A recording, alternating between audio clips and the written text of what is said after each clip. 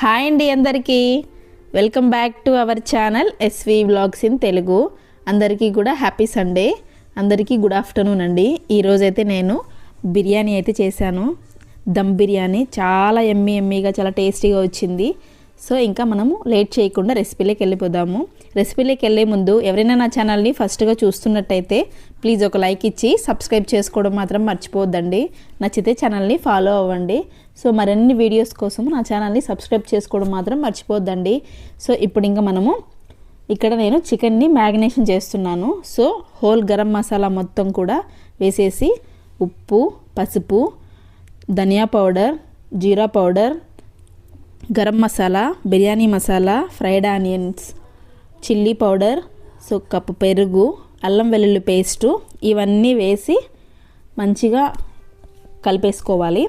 So next oil, నేను బిర్యానీ మసాలా ఆచిది ఉంటుంది కదా 5 రూపీస్ది, సో 10 రూపీస్ కూడా అవైలబుల్గా ఉంటుంది.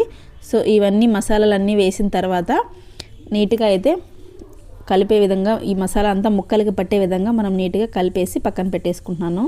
తర్వాత ఫ్రెష్గా ఉండే పుదీనా, ఒక 2 పచ్చిమిర్చి చీలికలుగా వేసి ఒక లెమన్ స్క్వీజ్ చేస్తున్నాను. ఒక లెమన్లో నేను ఒక ఉప్పు మాత్రమే స్క్వీజ్ చేశాను.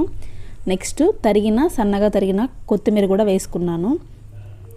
ఇవన్నీ వేసిన తర్వాత ఫుడ్ కలర్ అయితే ఆప్షనల్, నేను చివరిగా యాడ్ చేశాను, లైట్గా యాడ్ చేశాను. సో దీన్ని నేను ఒక 1.5 అవర్ వరకు నేను ఫ్రిడ్జ్లో పెట్టి మంచిగా మ్యారినేషన్ అయ్యించిన తర్వాత సో ఇక్కడ రైస్ అయితే ప్రిపేర్ చేస్తున్నాను. రైస్ కోసం వచ్చేసి నేను ఆల్రెడీ ఎసరైతే పక్కన పెట్టేశాను. సో 2 గ్లాసుల వరకు రైస్ వాష్ చేసి నానబెట్టేశాను. సో ఆయిల్లోకి ఇక్కడ ఒక టీ స్పూన్ హోమ్ మేడ్ గీ కూడా యాడ్ చేశాను.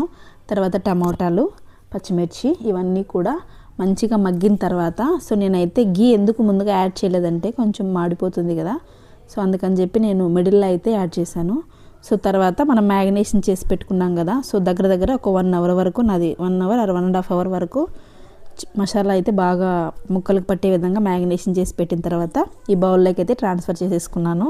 సో నెక్స్ట్ వచ్చేసి ఆల్రెడీ నేను రైస్కి ఎసరు పెట్టేశాను.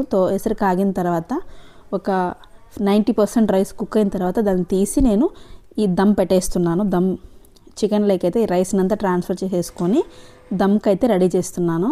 సో ఈ విధంగా రైస్ అంతా ట్రాన్స్ఫర్ చేసిన తర్వాత సో నేనైతే కొంచెం హాట్ వాటర్లో కుంకుమ పువ్వు సాఫ్రాన్ అయితే నానబెట్టేసుకున్నాను రెడీగా.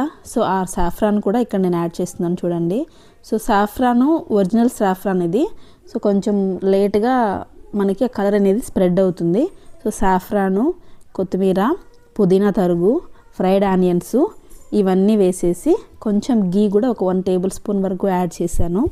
సో నెక్స్ట్ ఫుడ్ కలర్ కూడా లైట్గా అయితే వేసి మీడియం టు లోలో నేను ఒక దగ్గర ఒక 15 నిమిషాల వరకు దమ్ పెట్టాను. దమ్ అయిన తర్వాత చూడండి ఎంత బాగా కుక్ అయిపోయిందో, ప్రాపర్గా అయితే రైస్ కుక్ అయిపోయింది నీట్గా. సో టేస్ట్ అయితే చాలా బాగుంది, చాలా ఆసమ్గా ఉందండి, సూపర్ టేస్ట్ వచ్చింది. సేమ్ కూడా మనకు రెస్టారెంట్ స్టైల్లో వచ్చేసింది బిర్యానీ. సో రైతాతో కానీ శర్వాతో కానీ మనం సర్వ్ చేసుకొని తింటే చాలా బాగుంటుంది.